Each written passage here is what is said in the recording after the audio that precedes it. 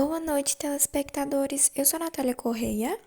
Eu sou a Letícia Santos e hoje nós iremos apresentar o podcast Mais Saúde. No episódio de hoje, nós convidamos algumas gestoras públicas para podermos analisar como anda a situação do bairro Vila Horizonte. Vila Horizonte é um bairro que apresenta muita vulnerabilidade social e problemas como falta de estrutura, ensino precário, insegurança da população e entre outros problemas que iremos abordar no decorrer das entrevistas. Estamos recebendo a gestora da pasta de habitação e urbanismo para falar sobre os desafios na Vila Horizonte. Boa noite, Renata. Boa noite. Então, a gente vê na Vila Horizonte aquela vulnerabilidade multicausal, casas coladas, sem ventilação e famílias apertadas. A pergunta é bem direta. Como o urbanismo pode intervir com um território já consolidado, onde não há espaço para novas vias, para garantir o direito à ventilação e à insolação, tratando a moradia não apenas como um teto, mas como um equipamento de vigilância sanitária? Bom, como você falou, né, sobre essa questão de as áreas que já estão muito cheias, com as casas coladas, acaba que não dá para sair derrubando, tentar construir novas casas, dando espaços entre elas. Então, assim, dá para fazer algumas coisas que pode melhorar. Como, por exemplo, abrir mais janelas, tentar uma forma de criar ventilação dentro das casas, tentando garantir que entre a luz do sol, aumentar as casas, né, aumentar ali para colocar mais, tirar as telhas que estão muito baixas para colocar mais para cima, porque assim entra mais ar. De repente, tentar pintar a casa com cores mais claras também. Tudo isso ajuda a circular melhor. Outro ponto também muito importante é que isso não é só sobre casa, não é só sobre estética. Isso é sobre saúde também, porque em lugares fechados, sem ventilação, facilitam muitas doenças, como por exemplo a tuberculose. Então, assim, no fim das contas, o urbanismo, ele precisa trabalhar junto com a saúde pública, para garantir que a moradia não seja só um teto, mas sim um lugar saudável para viver. Sensacional. O que a gestora nos mostra aqui é o urbanismo social. Não precisa de grandes demolições para ser eficaz. Renata, aprofundando mais nesse assunto, eu gostaria de entrar num ponto de vista sobre a porta de entrada. Muitas vezes as famílias chegam no postinho com estresse ou ansiedade. Como o urbanismo conversa com a saúde e assistência para que o cidadão fica perdido na burocracia de um bairro sem lazer. Sim. Muita gente acha, né, que o urbanismo é só deixar a cidade mais bonita, mas na verdade isso tem tudo a ver com a saúde mental também. Quando o lugar não tem uma praça, não tem uma área verde, não tem um espaço seguro para convivência, isso aumenta o isolamento, porque as pessoas não vão querer sair de casa, a violência aumenta e até mesmo o sofrimento psicológico das pessoas. Então, assim, no planejamento, não dá para pensar só em regularizar a casa, dar o papel, fazer e achar que é só isso. Isso é importante, sim, claro, né? Mas precisa ir muito além. Tem que criar espaços onde as pessoas possam viver e se encontrar, respirar. Uma das saídas muito usadas é transformar terrenos abandonados ou áreas de risco, né, como espaços úteis, como, por exemplo, praças, hortas comunitárias, áreas de lazer. Isso ajuda muito a ocupar aquele território de uma forma positiva, que vai fortalecer o vínculo entre as pessoas. E isso não é só trabalho do urbanismo. Entra a saúde, a assistência social, a segurança, é um conjunto de tudo isso, né? Porque no fim, um território bem cuidado vira um espaço que promove saúde, diminui a violência, melhora a qualidade de vida da comunidade em si. Muito obrigada pelos seus conhecimentos e mostrar para a gente o que a gente não sabia, até a gente chamar você para o nosso podcast. Então, muito obrigada, Renata. E agora eu vou chamar outra gestora, que é a Jaiane Letícia, para nos apresentar o saneamento. Olá, gente. Queria agradecer pelo convite. Eu estou muito honrada de estar aqui com vocês. Então, gestora, o pronto atendimento vive lotado, olhando para a análise territorial. O saneamento tem um plano de metas que conversa diretamente com os mapas de risco à saúde, que no caso, o esgotamento na Belo Horizonte são priorizadas onde as pessoas estão adoecendo mais, ou a lógica é de expansão ainda é puramente técnica e financeira, ignorando o impacto de orçamento no SUS. Olha, quando a gente observa a Vila Horizonte, dá pra gente ver claramente que a falta de saneamento está ligada aos problemas de saúde da população. Por quê? Porque o esgoto é a céu aberto, a água é de má qualidade e o acúmulo de lixo acaba causando doenças como diarreia e também aumenta a presença de mosquitos. E por isso, é muito importante que o saneamento esteja planejado junto com os dados da saúde. As áreas onde as pessoas mais adoecem precisam ser prioridade nas ações do governo, tanto nas obras de esgoto, quanto nos abastecimentos de água e na coleta de lixo. E quando a gente investe, né, em saneamento, a gente também está prevenindo doenças e diminuindo as sobrecargas no serviço de saúde. Então, não é só apenas infraestrutura, é a saúde e a qualidade de vida. Perfeito. A gestora toca no ponto-chave da saúde coletiva, saneamento como medida profilática. Sobre as áreas de ocupação recente, as irregulares, o lixo e a água tratada muitas vezes não chegam até lá. Como a sua pasta lida com esse dilema ético e técnico, como garantir o saneamento como um direito humano universal nessas zonas, superando a burocracia para evitar que a Belo Horizonte vire um foco permanente de epidemias para toda a cidade? Olha, esse é um assunto muito importante, porque mesmo em algumas áreas sejam consideradas irregulares, as pessoas que vivem ali ainda têm o direito a condições de vida básica. A falta de saneamento nessas regiões aumenta os riscos de doenças e pode transformar esses locais em foco de contaminação. E por isso, é essencial buscar soluções para garantir serviços básicos, né? Como coleta de lixo e acesso à água tratada. E além disso, a educação ambiental é muito importante, porque através de palestras e orientações, a população pode entender melhor os riscos do acúmulo de lixo, da água parada e da falta de cuidado com o ambiente. Então a gente pode alertar essas pessoas para ter esse cuidado a mais.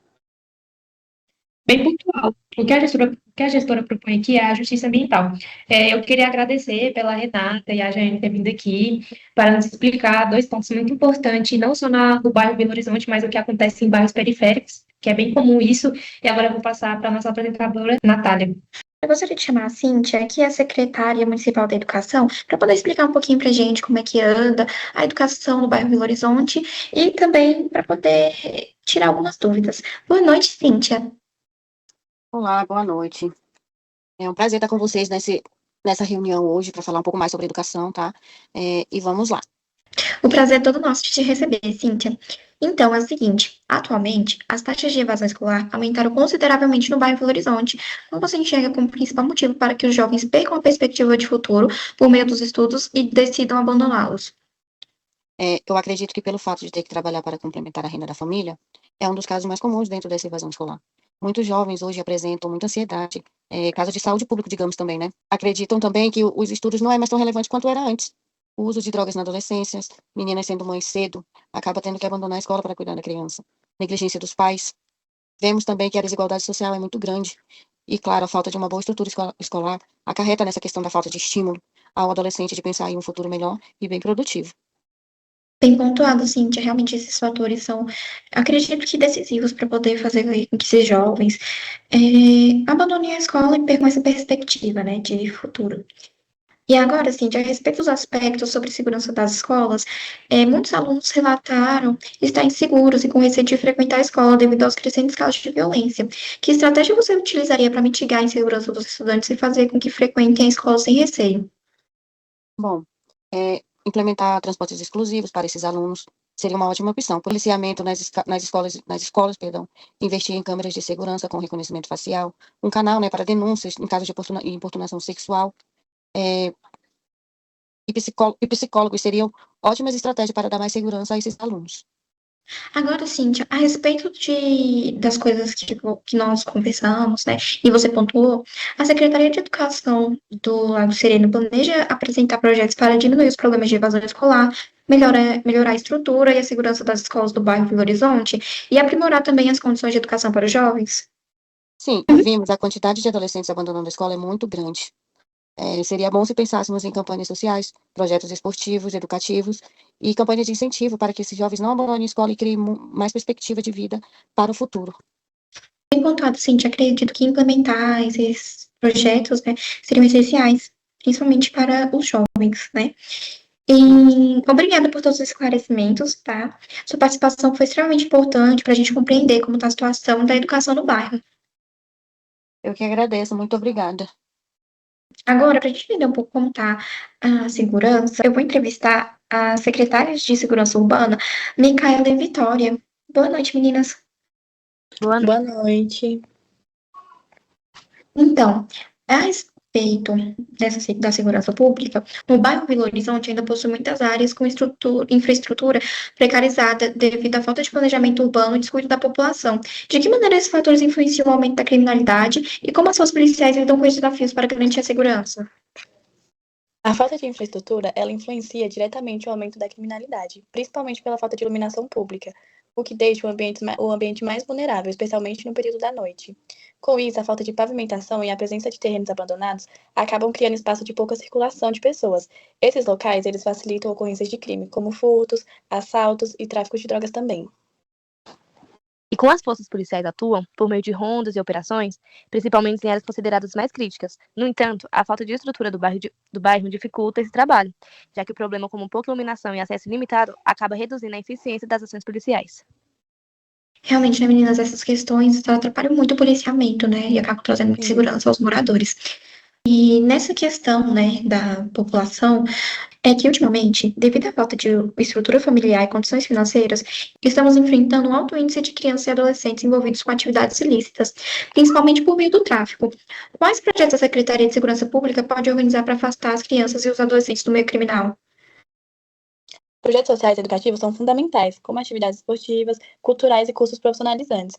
Além disso, o apoio psicológico é social e essencial para oferecer novas perspectivas e contribuir para o desenvolvimento desses jovens. No fim, Agora, quando o jovem tem oportunidade, apoio e um futuro possível, o crime deixa de ser uma escolha. muito bem pontuado. Agora, em relação sobre o que a gente conversou, os problemas que a gente pontuou, quais são os planejamentos futuros para melhorar a segurança do bairro Belo Horizonte? Entre as principais medidas estão os investimentos em iluminação pública e a pavimentação das ruas. Também são importantes as ações como limpeza dos terrenos abandonados, o reforço no policiamento e a instalação de câmeras de monitoramento. E, além disso, a ampliação de projetos sociais, que são bastante importantes. Obrigada por virem participar do nosso podcast e por responder as perguntas bem claramente. Agradeço muito a participação de vocês. Eu que agradeço pelo convite. Muito obrigada pela oportunidade de estar aqui com vocês hoje. Eu que agradeço por esse convite e eu achei muito legal participar do programa com vocês. Bom, agora nós iremos para a nossa última entrevista do dia. Olá, Letícia. Boa noite. Obrigado por vir ao nosso podcast. Hoje é sobre o ciclo de pobreza e a judicialização da sobrevivência. Gestora, a gente percebe na Vila Horizonte o fenômeno de vulnerabilidade multicausal. E a mãe solo que não tem creche para o filho, o jovem invadido da escola e o idoso sem acesso ao BPC. Benefício da prestação continuada. No podcast de hoje, a pergunta é direta. Como a sua pasta consegue atuar preventivamente para que essa carência social não vire uma emergência de saúde ou de segurança pública? Existe uma busca ativa real nessas áreas de difícil acesso ao bairro? Ou a assistência social acaba sendo apenas um balcão de reclamação que só age quando a tragédia já acontece? De fato, a assistência social se tornar um balcão de reclamações é um risco real se a gestão é passiva. E para que a carência não vire um caso de polícia ou de emergência médica, temos a vigilância socioassistencial, que consiste em cruzar os dados do cadastro único com o do território, localizando os idosos que não têm acesso ao BPC, os jovens que não têm acesso à educação. Dessa forma, é enviada uma equipe do CRAS até a residência dessas pessoas, prestando suporte. Ótima explicação, Letícia. Agora, no contexto de vulnerabilidade social do bairro, qual é o papel da assistência social no enfrentamento da violência doméstica e de que forma essas ações contribuem para a proteção das vítimas e para a melhoria da qualidade de vida da comunidade? O papel da assistência social é focar na reorganização da vida dessa vítima de violência doméstica. E como geralmente isso é feito? Também é feito por meio do CRAS, que a gente vai fazer uma identificação dessas vítimas e o acolhimento delas, e também por meio do CRES, que é a proteção especial. A essas vítimas deve-se ter um olhar técnico e sempre oferecer segurança e um espaço confortável para ela falar. Além de colocá-la em uma rede de proteção que vai garantir que essa vítima tenha acesso a auxílios emergenciais, que ela seja encaminhada ao mercado de trabalho e, em caso de risco de morte, que ela seja encaminhada para abrigos e que ela tenha acesso a medidas protetivas por meio da Delegacia da Mulher. Obrigada pelos esclarecimentos, Letícia. Sua participação foi fundamental para o enriquecimento do nosso podcast. Bom, nós iremos encerrar por hoje, pessoal. Gostaria de expressar nosso reconhecimento às gestoras municipais pelo trabalho de excelência. A dedicação de vocês é fundamental para o desenvolvimento que acontece em bairros subdesenvolvidos como o bairro Vila Horizonte. Quero agradecê-las por terem dedicado um tempo para responder todas as nossas perguntas a respeito do bairro Vila Horizonte. Desejo uma ótima noite a todos e até o próximo episódio.